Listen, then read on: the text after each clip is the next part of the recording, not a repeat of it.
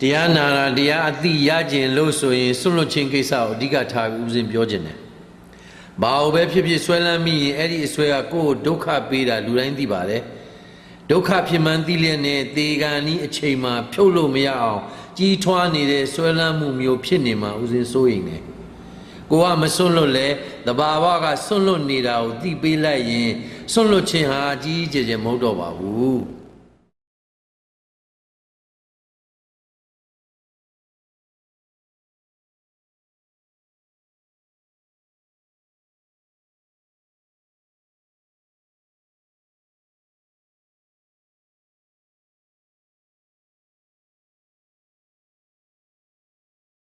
အတိတ်တည်းနဲ့ပတ်သက်ပြီးဘာတွေဆွေးနွေးမှလဲလို့ဆရာတော်ဘုရားမိန့်တယ်။အာယုံ6ပါးတစ်ဆင့်ဦးဇင်းစိတ်ထဲဝင်လာတဲ့အကြောင်းအရာတွေတရားအသိဉာဏ်နဲ့ရှင်းပြီးတတိရှိအောင်တတိထားဖို့ဆွေးနွေးပါမယ်။လိုအပ်မှုတွေရှိနေတာခွင့်လို့ပေးဖို့ဦးဇင်းကပြန်လျှောက်လိုက်တယ်။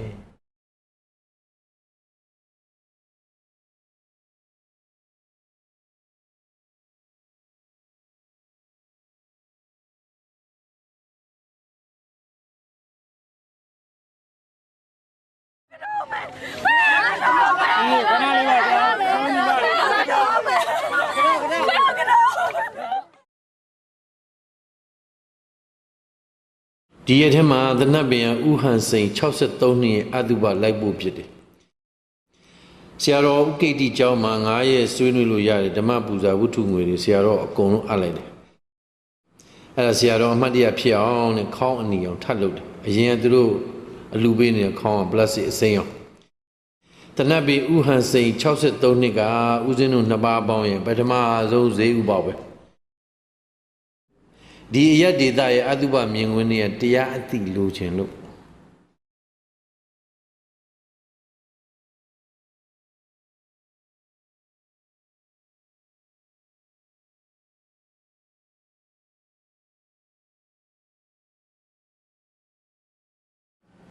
ဘုံနစုဟာဥက္ကုကိုတို့ပင်တဲ့၄ရက်အတွင်းမှာဦးစင်းဘာရလဲဆိုတော့နှစ်ခုသေခြင်းတရားအချိန်မီရွယ်မီရောက်ချင်တဲ့အချိန်ရောက်လာတတ်တယ်ဆိုတာပဲဥဟန်စိန်က63နှစ်ဘန်ကောက်မှာတဲ့နိုက်ကလပ်သွားရင်ကောင်လေးတယောက်နဲ့သူ့ကောင်မလေးအသက်က25နှစ်စီနှစ်ယောက်စလုံးမီးလောင်ပြီးသေကြတာတဲ့ဒီလာကန်နီးလေးဥစဉ်ရဲ့သမီးသူဖုန်းဆက်ပြောတယ်အဲနောက်တစ်ခုကဖျောင်းနဲ့အကြီးနဲ့သေးသူတို့ရဲ့မီးတောက်လောင်မှုငါအားကြီးတယ်သူကမီးတော့သေးတယ်အားချင်းပြိုင်နေစာတစ်ခုဖတ်ရတယ်မီးတော့ကြီးကြီးသေးသေးမီးဟာမီးပဲမီးဆိုရင်ပူတယ်လောင်ကျွမ်းစေတယ်မီးတောက်လောင်နေဆိုတဲ့မီးတောက်ဖြစ်စေတဲ့လောင်စာရှိလို့ပဲအဲဒါပေမဲ့လောင်စာမရှိရင်တော့ဘယ်မီးမှမလောင်နိုင်ဘူးခဏလာလေတဲ့ကိလေသာလောင်စာတွေကြောင့်ကိုယ်ဘဝဒုက္ခမီးလောင်ခံရတဲ့မသိမှုတွေတတိစိတ်နဲ့ဖယ်ရှားနိုင်မှုကြိုးစားစေခြင်းနဲ့လမ်းနေကျန်းနေရာဘာပင်နေမြင်နေမျက်စိရှိမြင်သမျှလမ်းတွေမြင်ခွင့်တွေတစ်ခုပြီးတစ်ခုကြည့်မြင်သိပြောက်ကြည့်မြင်သိပြောက်ဇက်တဲ့သိကြည့်တယ်အဲ့ချင်းစိတ်ရုတ်တရက်ဝင်လာတယ်တတိထားမိသွားတယ်ရှုမှတ်သိမှန်းနေတဲ့ခံစားစိတ်ကိုဆွန့်လွတ်လိုက်တဲ့အချိန်မှာမအိတ်ချင်တော့ဘူးဆိုတာသိတာထင်ရှားစွာတတိထားမိသွားတယ်ရေးမြို့ဆိုင်ဘုတ်ကိုမြင်တော့ရေးမြို့ရောက်မှန်းသိတယ်နိုင်ကြည့်တော့9 နာရီ6မိနစ်လာပင်းနဲ့ညီမ2ယောက်ကိုမြင်တယ်သူတို့ပြောတာတွေနားထောင်တယ်သူတို့သွားတဲ့ကမ်းနောက်ကိုလိုက်ကြပြန်တယ်စံပြအစင်ရွာတဲ့ရောက်ပြီ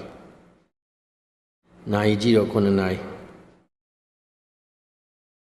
ကုံဆုံးသွားတဲ့အချိန်ကြီးအဖြစ်ပြက်တွေဒီတစ်သက်ပဲတော့မှပြန်မရနိုင်တော့ဘူးမြင်သမျှတွေမြင်ခိုင်းမှာဖြတ်နိုင်ခဲ့လို့စိတ်သက်သာနေတာကိုသတိထားမိတယ်အဲ့ဒါလမ်းပေါ်မှာတနည်းကုံသွားရင်စရင်ချုပ်ကြည့်တာပြီးတော့ဒီနေ့ငါဘာရလဲလို့ကိုယ့်ကိုယ်မေးကြည့်တယ်ပေါ်လာသမျှစိတ်တွေသတိထားရှုမှတ်တာအကျင့်တော်တော်များများရှုမှတ်လို့ရတယ်နောက်ဆုံးအဖြေကတော့ခုသိလိုက်တဲ့အချိန်မှာဘာမှမရှိတော့ဘူးအားလုံးဟာဖြစ်ချုပ်ပြောက်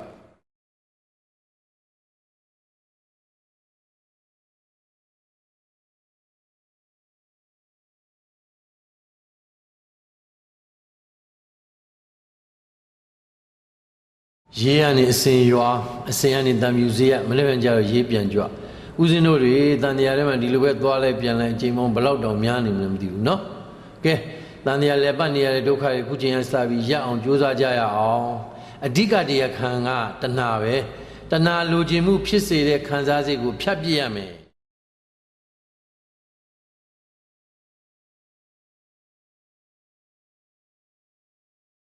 ရေးမြို့ဟာဆရာဝန်ကြီးပင့်တဲ့ကျောင်းကိုရောက်တယ်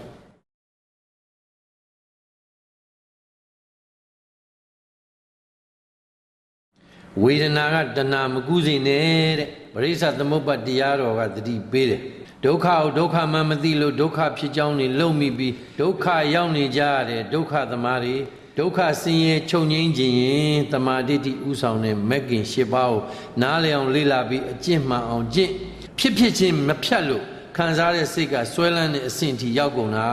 ကိုကျင့်နေတဲ့တရားအသည့်ဥတော်ဆွဲလန်းခွင့်မရှိဘူးတဲ့နော်အသက်က62နှစ်အစဉ်ကနေတန်မြူစေရတန်မြူစေရကနေရေးကနေတန်မြူစေရဒီလမ်းကိုခောက်တော့ခောက်ပြန်မယ်ဒါလောက်ကျန်းတဲ့လမ်းဘာဖြစ်လို့ဘာမှမဖြစ်တာလဲမေးရင်ဘာမှမခံစားလို့ပဲ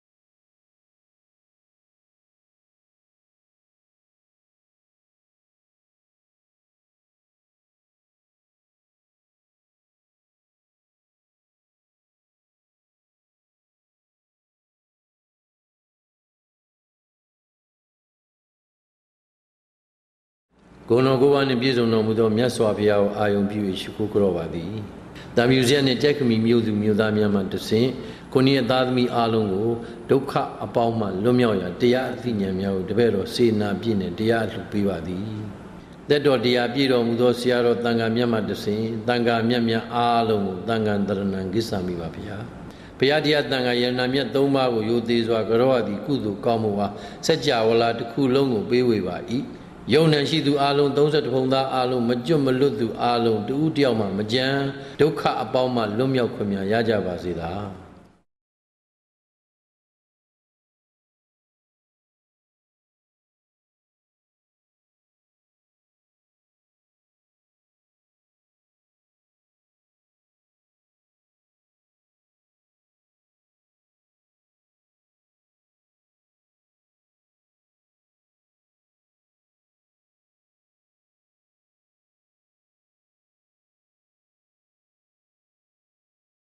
တခါမှမရောက်ဘူးတဲ့နေရာတွေပဲမြန်မာနိုင်ငံရဲ့ပိုင်နဲ့မြေပုံကိုသာမလိလာဘူးဆိုရင်ဒီလိုနေရာတွေမှာကိုယ့်ကိုပံ့ပိုးတဲ့ကျေးဇူးရှင်တွေရှိနေမှဘယ်လို့မှသိမှာမဟုတ်ဘူး။တန်မြူစရာမြို့ကဒေါ်ကေတီကိုကျေးဇူးတင်ပါတယ်။ ဆောက်ခဲ့ဘုရားမေတ္တာ